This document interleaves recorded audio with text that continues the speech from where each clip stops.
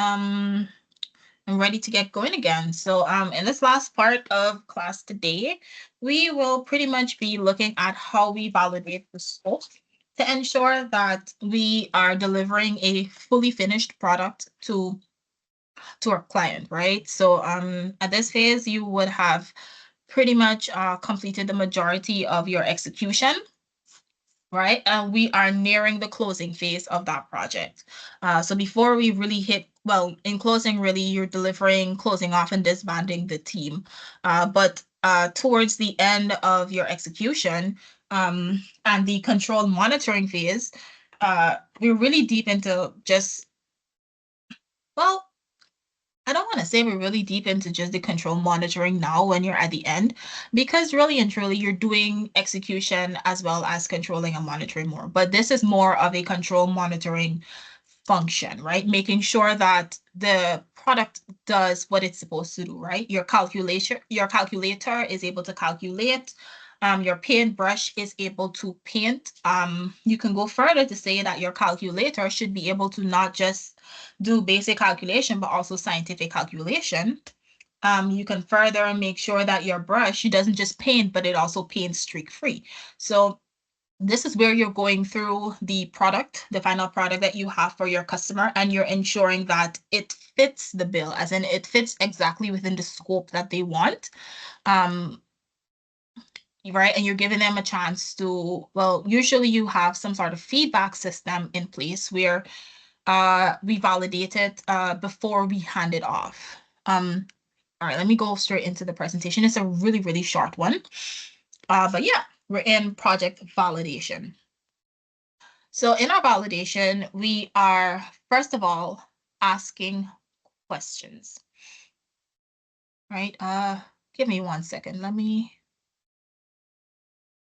I'm gonna stop sharing and I'm gonna share again.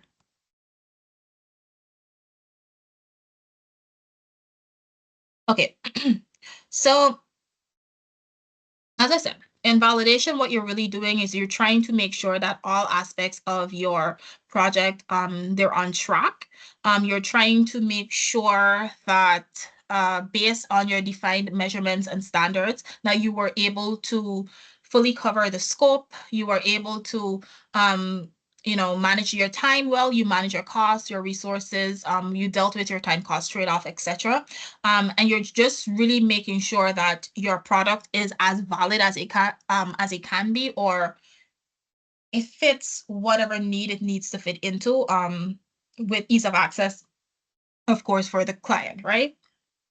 So in scope validation, that's the first thing we need to do, right? Are the project deliverables meeting the defined requirements? Does the product do on a most basic level what it's supposed to do? Further, have all of the deliverables be accepted by stakeholders? Like, have you handed over the project? Did you give them a preview of this project to make sure, this product to make sure that it does what it's supposed to do? Have they looked at it, right? Are there any more changes that they gave you? So did you give them a preview and they said, oh, maybe we can change the color or we can make some small changes to it? Did you actually execute those changes and include whatever feedback you got from them into the final product that you have now? Was it all managed properly, right? That's what we do usually in scope validation. Like, does the product really do what it's supposed to do on a basic level, and does it exceed expectations? Like, does it make the client feel like their payment was worth it, right? And so that is more of a people management skill. You will recognize a lot of those both through the technical requirements that you are supposed to put forward. Like, you will know that it does what it's supposed to do, but then you also are looking for using your soft skills in looking at the way the client interacts with it. Like, are they excited about it? Did they smile when you handed it over? Did they pay attention to the presentation, or did they seem distracted or agitated, right? So you're reading the signs to ensure that it does what it was supposed to do and that the client is also happy with what the product does. The next thing we're looking at is your time validation. Was the project done on time? Did it follow within the schedule, right? Were all of the milestones, were you able to achieve each milestone on time? Were there any delays? in it? And if there were delays, what were the impacts of those delays? How did you overcome those impacts, right? So in time validation, when it comes to the client, the main thing that they are looking at is to see that it was done on time, like you delivered it on time. When it comes to the check-ins, yes, they want to know that, at our 5-week check-in that we were, where we said we would be at 5 weeks, but sure, you can tell them, hey, we're a little bit behind or a little bit ahead, but they would get much more agitated if you aren't able to complete it, if you're telling them that you have a delay towards the end of the project. So you are trying to validate your time both during the execution phase as well as right at the end. We're looking at the end to see, did we complete it on time? Right? That's the most important thing here. And then if you had any delays or any impacts, what was the impact of any lateness on your project, and how did you handle that? And those bits of information can be used by the next person that might run a project like this, right? The next thing we're looking at is our cost, right? So is the project within the approved budget? Did you overspend? Did you underspend? Are you just on the line, like 1-to-1 ratio on what your budget was supposed to be? Any variances that you saw during the process, you were supposed to be monitoring them, but did you monitor them? How did you address them?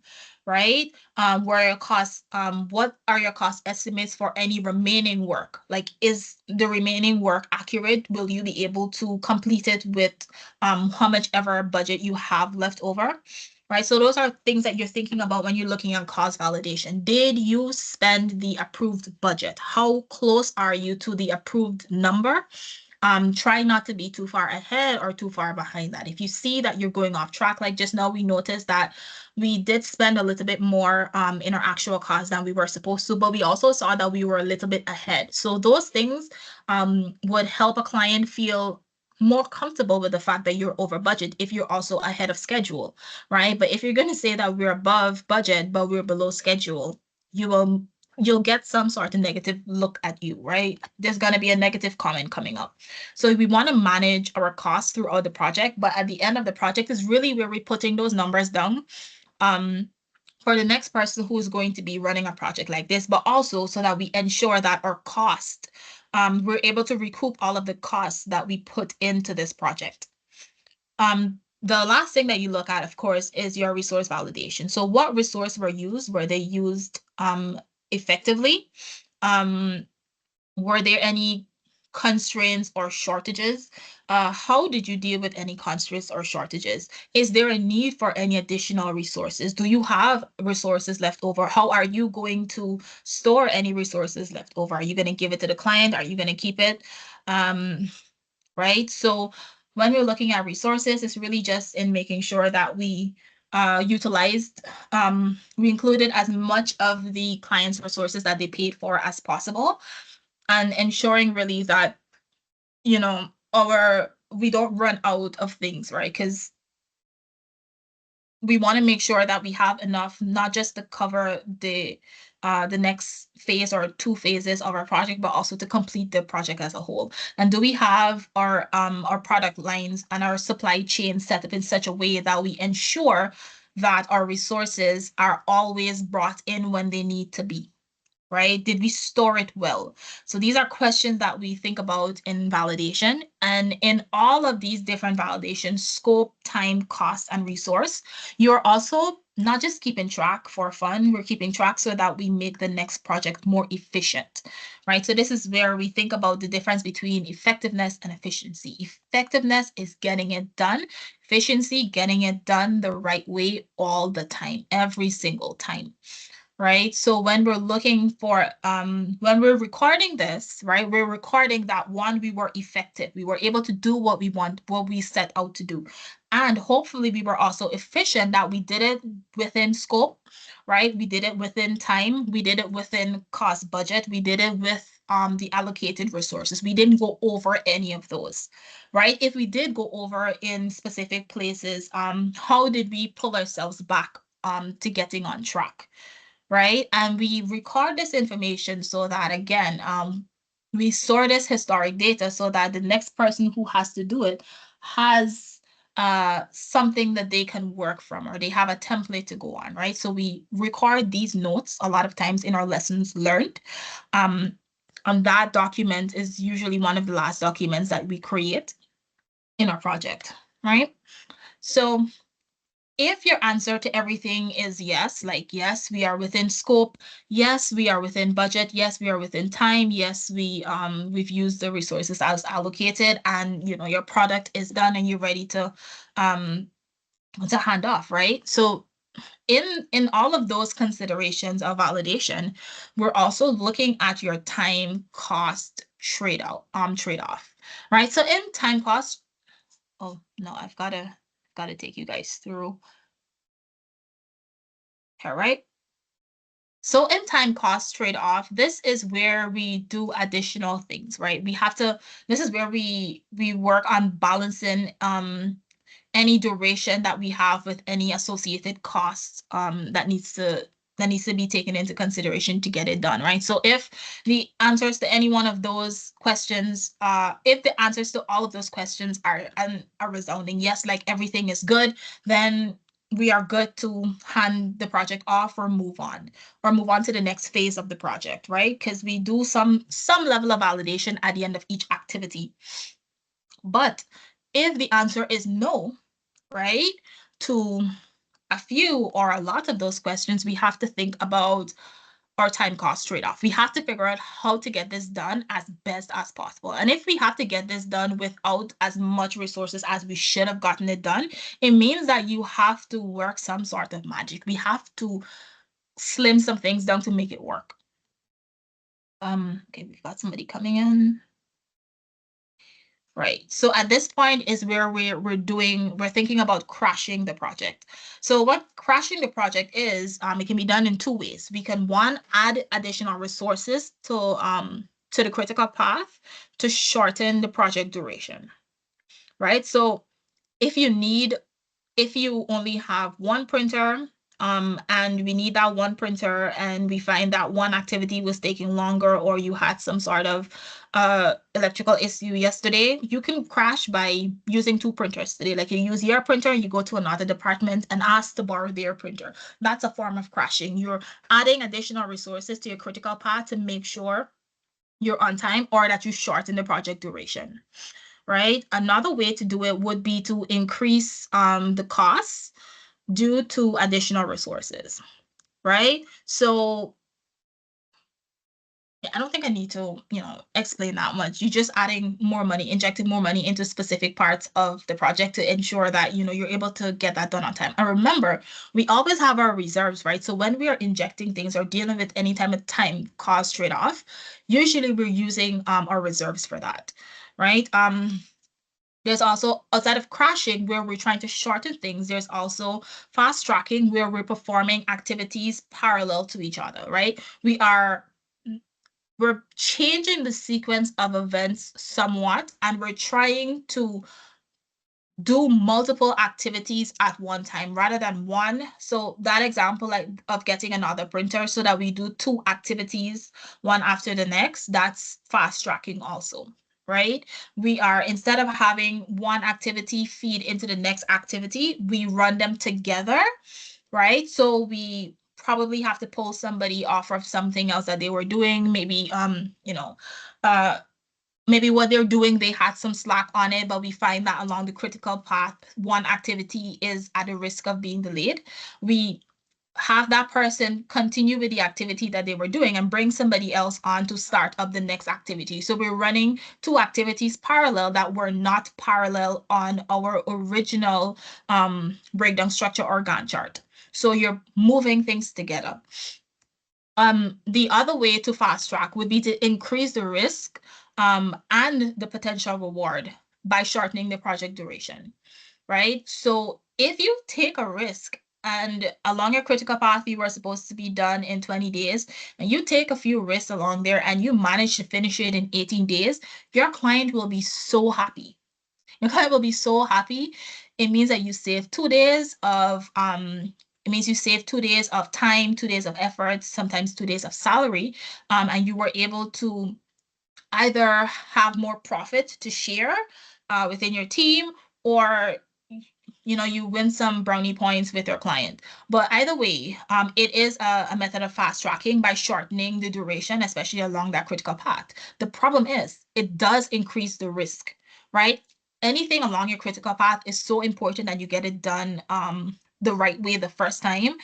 It means that if you try to hurry something up, like let's say maybe you are painting something, and instead of waiting 5 hours for it to dry, you only wait 4 hours, but then the paint smudges, or something is discolored, it means you now have to start again, right? So there's an increased risk when you fast track, but there's also the potential for an increased reward, right? And it also does increase the possibility that you're going to have to spend more time reworking whatever your output of that activity was. The next thing that we think about is the impact assessment. So we evaluate the cost implications of accelerating that project, and we do it considering whatever trade-off it is between the duration or the budget. So whenever we're fast tracking, we're messing with our time, we're messing with our budget. We're not really messing with the scope too much if you're fast tracking, because you're still trying to complete the entire scope, unless you're skipping over one thing. But if you're going to be making any changes to either crashing or fast tracking, you should be always doing your impact assessments of what will this change do to my eventual output? How will this change affect not just my output, but also my team? How will this affect the morale within my team? How will this affect my relationship with my client and my sponsor, right? Because could you imagine paying somebody a lot of money for something, but then they reduce some resources, they finish really, really fast, and maybe the product that you end up getting at the end is a bit cheaper, or it doesn't feel as authentic or as heavy as it should, right? So we look at the impacts of our changes, and we ensure that it's not negative for either us as a team, as a project team, or our clients or stakeholders in general, right? So as we're doing the impact assessment, so we're doing our crashing, figuring out how to crash, how to fast track, then we're doing impact assessment, and then finally we're making decisions, right? So we're making decisions all the time throughout the project. We have to balance the need for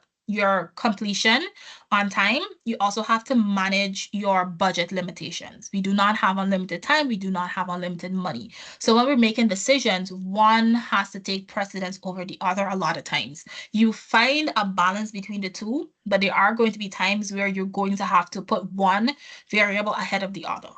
Assess the impact of what that decision will do to your entire project and make a decision based on that. And also make sure you record the decisions that you make.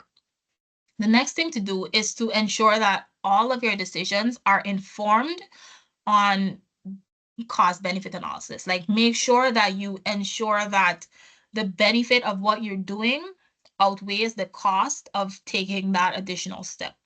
So all in all, what validation really intends to do is to critically analyze each aspect of project management to make sure that your project is a success, right? We're making sure that the right questions are asked in relation to your scope, your time, the cost, and resources.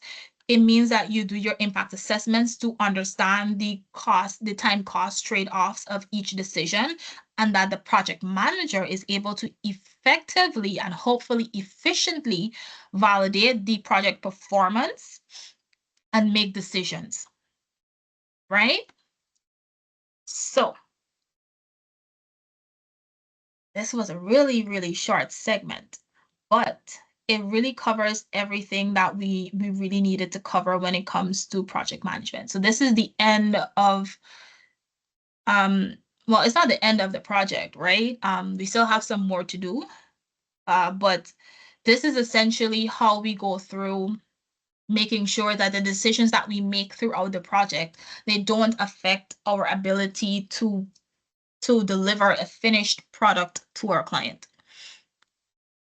So when it comes to time cost trade-off, right? Or when it comes to validation as a whole, do any of you have any remaining questions for me?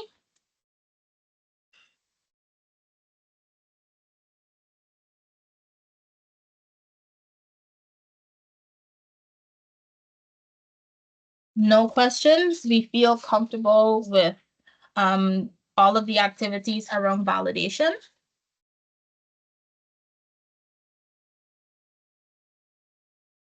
Right, so I'm gonna ask some different people this time. Alicia or Amanda, are you there?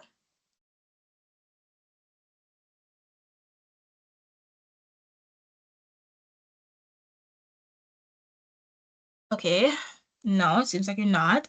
D'Angeli, are you there?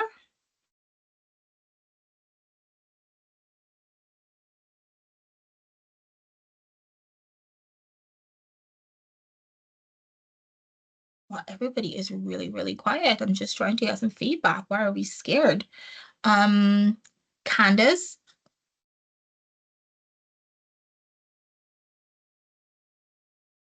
Good evening, Miss. I'm here. All right. How do you feel about validation? Like if you were to hand over, if you were handing over, maybe you were in charge of building a house, right? Like you were the contractor in charge of building a house for a client, and you're about to hand the keys over to that client. What are two questions that you would ask yourself about the house before you hand it over?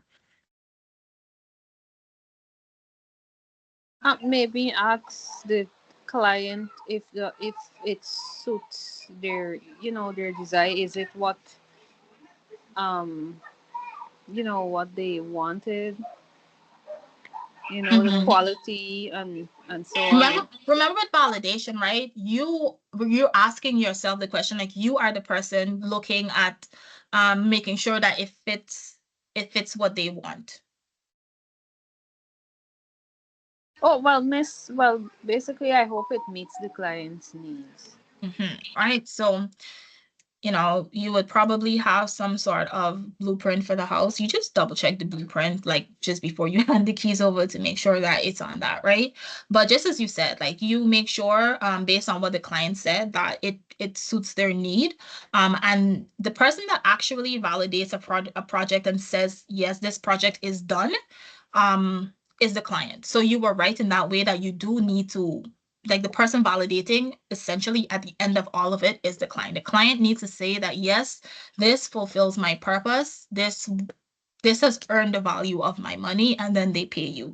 Because if they don't feel like it's that you've earned their money, you might have some issues there getting your payment, right? So we do have to spend some time there, as you said, to make sure that your client is okay with it. And yes, the client is the person that signs off on that project to say this project is done. I've accepted the results of your process. So I'll give you a little clap there because you added in something extra. I'm so excited. All right, so we have three topics that we need to talk about before we wrap up today. So Hussein, I do see your hands up. I'm going to talk to you at the end of the class, right? Let me talk with you at the end of the class. Let me go through these with the rest of the students first. Um, Sure, so Miss. Good night. Just a question though. mhm, As pertaining to your question, you asked not a colleague. What I do encounter in projects evaluation, and mhm, we leave a 5% evaluation at the last. So the project would have done 95%, and the 5% would have been the walkthrough with the main. Well, it depends on how many contractors are there also. With the client and the project engineer or project manager with the contractor, and they would go through every spick span from detailed drawing right up to the roof, get everybody intact. And if there would be any issues, queries, comments, whatsoever needs to make shift around, then that mhm, 5% would have been catered for that. So at the end of the day, we know that the evaluation period could be brought over after the project would have been completed or the sign on. Because we mhm. don't want, taking money from clients and then we didn't reach the expectations or their wants and needs. So the Yeah, 5% would have been there.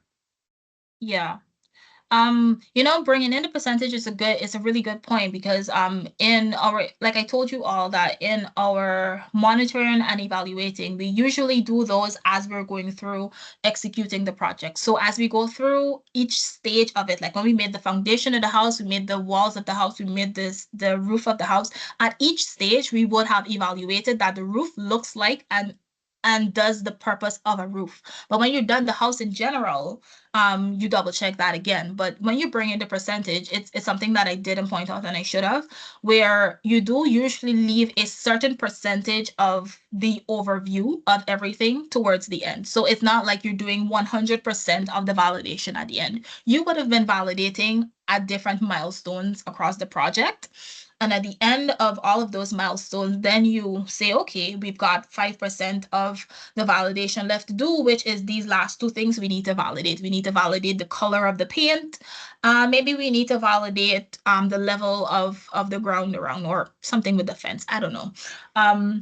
But a lot of times we do put direct percentages on how much is left over, because we don't want that you get to the end of the project, you're ready to hand it over, and then the person says, oops, wrong color, right?